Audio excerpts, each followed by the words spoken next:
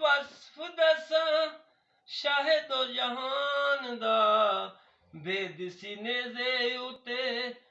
पढ़ना कुरान दा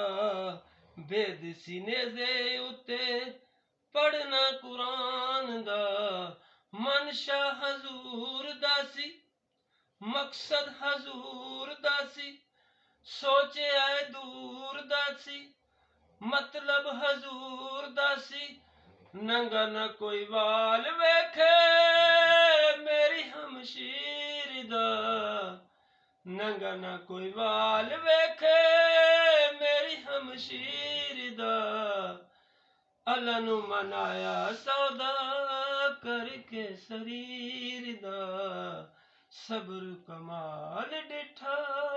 फातिमा दलाल